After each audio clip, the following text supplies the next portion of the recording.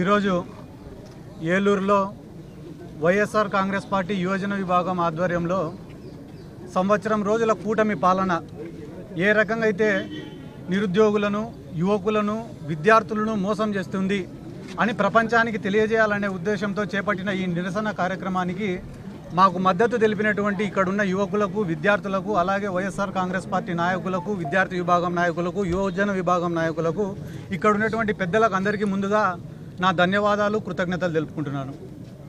ఈ ప్రజాస్వామ్య దేశంలో ఎప్పుడైనా కూడా ప్రభుత్వం తప్పు చేస్తేనో లేదా ప్రభుత్వం మోసం చేస్తేనో ఆ ప్రభుత్వాన్ని ప్రశ్నించే అధికారం ప్రతి ఒక్క పౌరుడికి ఉంటుంది. దాంట్లో కూడా ముఖ్యంగా ప్రతిపక్ష పార్టీకి ఆ బాధ్యత చాలా ఎక్కువగా ఉంటుంది. Voice of poor, voice of voiceless అంటారు. కాబట్టి దాంట్లో భాగంగానే ఈరోజు ప్రతిపక్షం ఏదన్నా కూడా అధికార పార్టీ చేసిన తప్పులను, మోసాలను ఎత్తి చూపిస్తే ఈరోజు రాష్ట్రంలో వెంటనే కేసులు కట్టడం, బెదిరించడం, భయపీయడం, జైళ్ళకెత్తడం, పీటీ వారెంట్లు వేయడం, ఒక 5-6 నెలలు ఇళ్లకు రాకుండా అన్ని స్టేషన్లు తిప్పడం, ఇదే జరుగుతూ ఉంది ఈరోజు రాష్ట్రం అంతా కూడా. ఎందుకు నేను మీకు అందరికీ ఈ మాట చెప్తున్నానంటే, చంద్రబాబు నాయుడు గారు ఒక మేనిఫెస్టో ఇచ్చినారు, సూపర్ 6 అని. సూపర్ 6 అని ఇచ్చిన తర్వాత ఉన్నట్టుండి మొన్న ఒక ప్రెస్ మీట్ పెట్టి అన్ని ఇచ్చేసిన అన్నాడు. రాష్ట్రంలో ఉండే జనాలు టీవీ చూసి ఆడవాళ్ళందరూ కూడా ఒకరి ముఖాలు ఒకరు చూసుకుంటారు. నీకు పడి నాకేమైనా పడలేదా, లేదా పడితే నేనేమైనా చూసుకోలేదా అని చెప్పి పాపం అందరూ అయోమయంలో పడినారు. ఎందుకు మీకు అందరికీ ఈ మాట చెప్తానా అంటే, వైఎస్ జగన్మోహన్ రెడ్డి అనే ఒక్క వ్యక్తిగాన ఈ రాష్ట్రంలో లేకపోతే, ఈ రాష్ట్రంలో చంద్రబాబు నాయుడు ఏ ఒక్క పథకము ఇయ్యాడు, ఏ ఒక్క డెవలప్మెంట్ కార్యక్రమము చేయడు, ప్రజలకు ఒక్క రూపాయి కూడా ఇయ్యాడు. ఆయన ఆడిందే ఆట, పాడిందే పాట. ఎందుకు నేను మీకు అందరికీ ఈ మాట కూడా చెప్తానా అంటే, మా జగన్మోహన్ రెడ్డి గారికి ఈ తెలుగుదేశం ప్రభుత్వానికి పోలికనే లేదు. జగన్మోహన్ రెడ్డి లాగా 10 రోజులు పరిపాలించిన ఒకటే, చంద్రబాబు నాయుడు మాదిరిగా 10 టర్ములు పరిపాలించిన ఒకటే. ఎందుకురా అంటే, జగన్మోహన్ రెడ్డి గారు ఎంత ధైర్యంగా నిర్ణయాలు తీసుకున్నారంటే, సచివాలయాలు కట్టాలనుకున్నాడు, కట్టినాడు. ఆర్బీకేలు కట్టాలనుకున్నాడు, కట్టినాడు. హెల్త్ సెంటర్లు కట్టాలనుకున్నాడు, కట్టినాడు. మెడికల్ కాలేజీలు నిర్మించాలనుకున్నాడు, నిర్మించినాడు. 3 లక్షల కోట్లు ప్రజల అకౌంట్లలో వేయాలనుకున్నాడు, వేసినాడు. కానీ ఈడ చంద్రబాబు నాయుడు ఏదైనా పని చేయాలంటే వెంటనే పవన్ కళ్యాణ్ చూడాలి, చేద్దామా వద్దా అంటాడు. మళ్ళీ పవన్ కళ్యాణ్ ఏదైనా పని చేయాలంటే వెంటనే చంద్రబాబుని చూస్తాడు, చేద్దామా వద్దా అని. వాళ్ళిద్దరు ఏదైనా పని చేయాలంటే వెంటనే మోడీని చూసారు, చేద్దామా వద్దా అని. అంటే వీళ్ళు ఏ నిర్ణయం కూడా సొంతంగా తీసుకోలేకున్నారు. ఈరోజు వీళ్ళు ఏదైనా ఒక స్కీమ్ పెట్టినారంటే ఖచ్చితంగా దాంట్లో స్కామ్ ఉంటుంది. గతంలో హ్యాపీ సండే, దోమల పైన దండయాత్ర, ఇప్పుడు రీసెంట్గా అయ్యేంద్రా అంటే యోగాంధ్ర. ఎవరైనా చంద్రబాబు నాయుడు గారి దగ్గరికి పోయి, సార్ మాకు ఫీజు రీఎంబర్స్మెంట్ ఏమైంది సార్ అంటే, ఊపిరి గట్టిగా పిలిచండి, స్లో వదలండి అంట. నిన్న యోగాంధ్రాకు ఎంత ఖర్చు పెట్టినారన్నా, ఇప్పుడు ఎంత అప్డేట్లో ఉంటారు చూడండి మీరే జనాలు. 300 కోట్లు ఖర్చు పెట్టి ఆడపోయి చూసే మ్యాట్లు లేవు, యోగా ఆసనాలు వేసేటోళ్ళు లేరు, ఏపిచ్చేటోళ్ళు లేరు. ఈరోజు నువ్వే పోయి ఆ రిషికొండకు చూస్తే కానీ ప్యాలెస్ ఆడనే ఉందా లేదా, ప్రభుత్వం పేరు పైనే ఉందా లేదా. మళ్ళా ఎవరైనా ఇదే జిల్లాలో చెప్తానన్నా నేను, పోలవరం కట్టనీకే డబ్బు ఖర్చు పెడితే అదో రకం, కానీ చంద్రబాబు నాయుడు గారు పోలవరాన్ని చూడనీకే 100 కోట్లు ఖర్చు పెట్టినాడు. దీని గురించి ఏ ఒక్క ప్రజా సంఘాలు, మేధావులు, మీడియా ఛానళ్ళు ఎందుకన్నా చర్చ జరగడంలో ఈరోజు రాష్ట్రంలో. ఒక పక్కన ఈ నిరుద్యోగ భృతి, ఫీజు రీఎంబర్స్మెంట్, వసతి దీవెన, ఉద్యోగాలు, వీటి గురించి మాత్రమే కాదన్నా మేము మాట్లాడేది.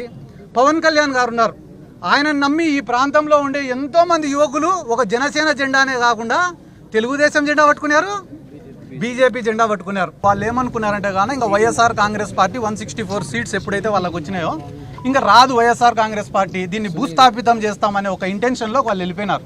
అంటే ఇంకా మొత్తం మాదే ఈ రాష్ట్రం అంతా అని. కానీ జగన్మోహన్ రెడ్డి గారు ఎప్పుడైతే పబ్లిక్లో తిరగడం మొదలుపెట్టినారో, మళ్ళీ పబ్లిక్ నుంచి స్పందన రావడం మొదలైందో, ఆయనను అరికట్టాలా, నిలువరించాలా, ఎక్కువ ప్రోగ్రామ్స్ చేయకూడదు, ఎక్కువ పబ్లిక్లోకి పోకూడదు అని రెస్ట్రిక్షన్స్ పెట్టాలనే కారణంతోనే ఈ కేసులన్నీ కూడా పెడుతున్నారు.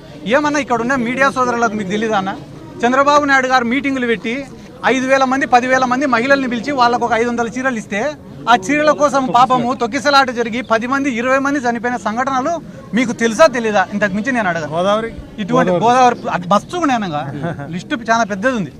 అదే కార్యక్రమంలో రప్పరప్ప ఫ్లెక్సీ బోర్డుకి సంబంధించి నిన్న ముఖ్యమంత్రి చంద్రబాబు కూడా ఒక కీలక వ్యాఖ్యలు చేశారు. అంటే సినిమాలో జగన్ పుష్ప డైలాగ్ వాడితే తప్పేంటి అన్న దానికి, అంటే సినిమాల్లో చంపుతారు మీరు కూడా చంపుతారని ఆయన ప్రశ్నించారు. అంటే ఈ రాష్ట్రంలో చంపుతాము నరుకుతాము అని అంటే తప్పు, నరికితే తప్పులే. నరుకుతాము అని అంటే తప్పు, ఎవడైనా నరికితే తప్పులే. పల్నాడులో నరికినారు, అనంతపురంలో నరికినారు, కర్నూలులో నరికినారు, రోజు పల్నాడు జిల్లాలలో నరుకుతూనే ఉన్నారు. కేసులు పెట్టడంలే, నరికినోడు బయట తిరిగినాడు, చచ్చిపోయిన కుటుంబాలు శ్మశాన వాటికలంటే తిరుగుతున్నారు. దాని గురించి మాట్లాడారు. నరుకుతామనే పదం మాత్రం ఎన్డీటీవీలో వచ్చింది. ఈడగుడు ఎన్డీటీవీ ఏందన్నా ఎంతవరకు న్యాయం అని నేను అడుగుతున్నా. ఆ రోజు మీరు రప్ప గురించి మాట్లాడుతున్నారు కదా, జగన్మోహన్ రెడ్డి గారు గంటన్నర మాట్లాడినాడు ప్రెస్ మీట్. ఎంతసేపు? గంటన్నర. ఎడ్యుకేషన్ సిస్టమ్ పైన, హెల్త్ సిస్టమ్ పైన, ఈ రాష్ట్ర ప్రభుత్వం చేస్తున్న అప్పుల పైన, మన కరెంటు ఛార్జీల పెరుగుదల పైన, యువకులు పడుతున్న ఇబ్బందుల పైన, రైతులు పడుతున్న ఇబ్బందుల పైన, గిట్టుబాటు ధరలు లేని విషయం పైన, రైతుల ఆత్మహత్యల పైన, పొగాకు రైతుల సమస్యల పైన, మిర్చి రైతుల సమస్యల పైన దాదాపుగా గంటన్నర సేపు ప్రెస్ మీట్ పెడితే గంటన్నర తర్వాత మాట్లాడిన రప్పరప్ప ఒకటి లేచింది పైకి. సమాధానం లేదు, సమాధానం లేదండి. అధికార పక్షంలో మేమేం చేయాలని చేస్తున్నారు కదా ఆల్రెడీ. ఇంకా చేసేది ఇంకా మళ్ళీ కొత్తగా చేసేది ఏముంది? వాళ్ళ అధికార పార్టీలో ఉండి చేస్తున్నారు కదా. ఇక్కడ చంద్రబాబు నాయుడు గారు ఇంతకుముందు ఒక కథ చెప్పినారు, మీకు అందరికి గుర్తుందో లేదో. ఏం రా కథ అంటే, ఒక గ్రామంలో ఒక కుక్కను చంపాలనుకున్నాడంట. కానీ ఆ కుక్కను చంపితే కానీ గ్రామస్తులందరూ వాడిని కొట్టి చంపుతారంట. కాబట్టి వాడు ఏం చేసినాడు, రోజు ఒక 10 మంది కూర్చునే కాడికి పోయి, ఒరే అది పిచ్చి కుక్కరా అని చెప్తాడంట. మళ్ళీ ఇంకో గుంపు కాడికి పోతాడంట, ఒరే ఆ కుక్క నిన్ననే ఒక ముసలోని గడిచిందిరా అని చెప్తాడంట. మళ్ళీ ఇంకో గుంపు కాడికి పోతాడు, ఒరే ఆ కుక్క నిన్ననే చిన్న పిల్లోని గడిచిందిరా అని చెప్పి వన్ ఫైన్ డే ఆ కుక్కను చంపుతాడంట. చంపితే గ్రామస్తులందరూ అబ్బా పిచ్చి కుక్క చచ్చిపోయింది రా అన్నారట. అట్లా ఈరోజు రాష్ట్రంలో నువ్వు తప్పు చేయాల్సిన అవసరంలే. రోజు ఒక 4 టీవీ ఛానళ్లలో వీడు ఆడదాం ఆంధ్రాలో 100 ఎత్తినాడు, వాడు 300 ఎత్తినాడు, వాడు 400 ఎత్తినాడు, వీడు మైనింగ్లో ఎత్తినాడు, వాడు క్వాడ్స్లో ఎత్తినాడు, వాడు లిక్కర్లో ఎత్తినాడు అని చెప్పి ఒక్క పథకం ఇవ్వకుండా డైలీ అన్ని ఛానళ్లలో జగన్ సార్ ఏం సార్ కరెంట్ ఛార్జీలు పెంచినారు కదా అంటే చెవిరెడ్డి భాస్కర్ రెడ్డి అరెస్ట్. ఏం సార్ తల్లికి వందనం ఇలా మీరు వెంటనే రేపు ఎల్లుండో సిద్ధార్థ రెడ్డి అరెస్టు, 3వ రోజు మా రాజన్న అరెస్టు. అంటే అరెస్టులను చూపించుకుంటా వీళ్ళు రాక్షసులు అని చెప్పుకుంటా ఈ రాష్ట్ర ప్రజలకు మొత్తం సున్నం పెట్టే ఆలోచనలో వీళ్ళు ఉన్నారు. మీ పార్టీ కీలక నేత కొడాలి నాని అరెస్ట్ గురించి ప్రచారం జరుగుతుంది. ఆయన ఆరోగ్య పరిస్థితి బాగాలేదు అంటున్నారు. అసలు ఆయన ఎక్కడ ఉన్నారు ఇప్పుడు? కొలంబో వెళ్తారని చెప్పి టీడీపీ ప్రచారం జరుగుతుంది. నిజంగా మీరు అంతా కొలంబో వెళ్తారా? నా పాస్పోర్ట్ కూడా పోలీసు వాళ్ళ కాడనే ఉంది. నేనే కొలంబో పోతా. నా పాస్పోర్ట్ కూడా పోలీసు వాళ్ళ కాడనే ఉంది. ఇంపాసిబుల్, నేను పోవాలనుకుంటే పోలేను.